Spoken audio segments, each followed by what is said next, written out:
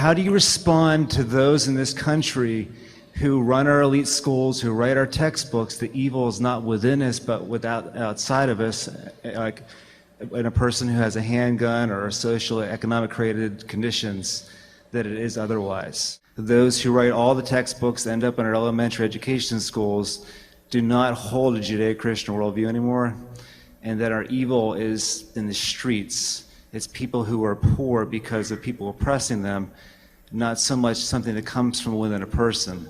Then we should not be imprisoning people like Madoff and the head of Enron. We should be imprisoning their neighbors because of his environment that these people did such things. These things have partial truths in them, and I said it in a bit of a flip off the cuff manner, and what they're really trying to say is that we are oftentimes a product of our environment, and the tragedy is that this is a deadly half-truth, but it is a half-truth all right.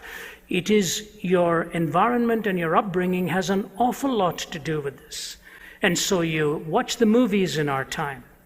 Look at the impact pornography has taken on this culture.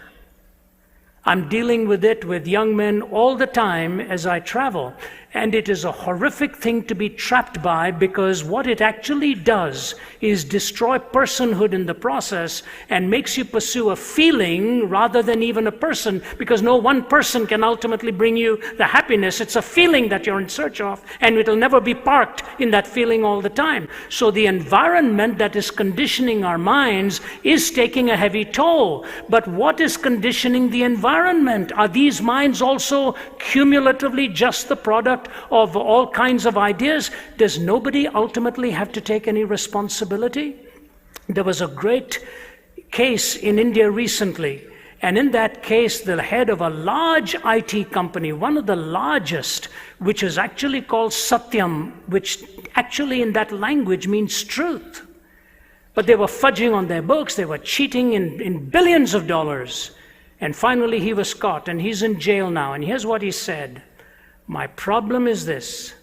I was riding this tiger of deceit for so long, I was afraid to get off lest it eat me up."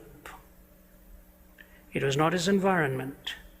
It was what he had chosen to do.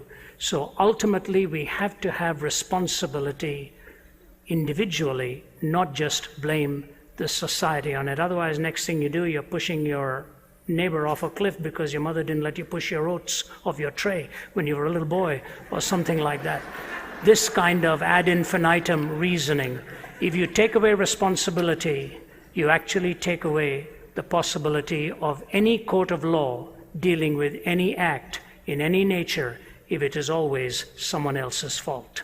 What you're describing is the fruits of the 18th century Enlightenment, which doesn't believe in evil, doesn't believe in sin or responsibility, so looks to things like more psychology, better politics, higher education, and this will solve the problem. And clearly 20th century evil has blown a huge hole in that. Now when you meet people who still believe in it, I think this is the way to approach them. They have never met real evil. Let me give you an example.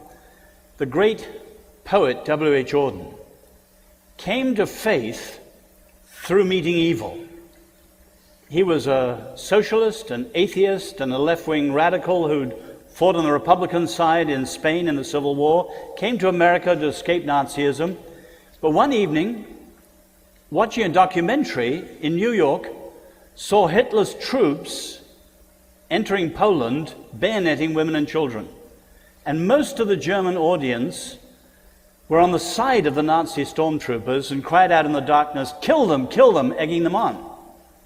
And Auden said, in 2 minutes, my whole worldview was turned around. On the one hand, I knew we were evil. I was looking at something that no psychology, no education, and no politics could ever change. This is radical evil. But then he said, I realized as a European intellectual, I'd spent all my life removing the absolutes. Everything's relative. But I wanted to say that Hitler was absolutely evil. So he said, I left the cinema a seeker after an unconditional absolute, and I met Christ.